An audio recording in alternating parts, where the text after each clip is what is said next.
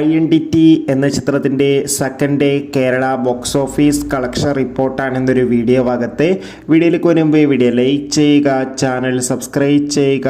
December മാസം OTT release ചെയ്ത ചിത്രങ്ങളും ജനുവരി മാസം ഇനി അങ്ങോട്ട് OTT റിലീസ് ചെയ്യാൻ പോകുന്ന ചിത്രങ്ങളുടെ വീഡിയോ ചാനൽ ഭാഗം പരിശോധിച്ചാൽ നിങ്ങൾക്ക് കാണാം.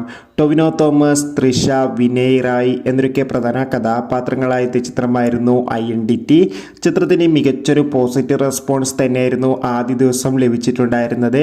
അതേ അഭിപ്രായം തന്നെയാണ് ചിത്രത്തിന് രണ്ടാം ദിവസവും കേരളത്തിൽ നിന്ന് പുറത്തുകൊണ്ടിരിക്കുന്നത്. ഏവരുമേറെ ആകാംക്ഷയോടെ ചിത്രത്തിൻ്റെ ഓരോ ദിവസത്തെയും ഓരോ കളക്ഷൻ റിപ്പോർട്ടും അറിയാൻ വേണ്ടി കാത്തിരിക്കുകയാണ്. ഫൈനലി ചിത്രത്തിൻ്റെ രണ്ടാം ദിവസത്തെ ഏറ്റവും പ്രധാനപ്പെട്ട കേരള ബോക്സ് ഓഫീസ് കളക്ഷൻ റിപ്പോർട്ടും പുറത്തുവന്നിരിക്കുകയാണ്. ചിത്രത്തിന് രണ്ടാം ദിവസം മാത്രം കേരളത്തിൽ നിന്ന് ഏകദേശം 1 കോടിക്കടുത്ത് വരെ കളക്ഷൻ നേടിയെടുക്കാൻ വേണ്ടി സാധിക്കുമെന്നാണ് ട്രാക്കിംഗ് റിപ്പോർട്ടുകൾ സൂചിപ്പിക്കുന്നത്.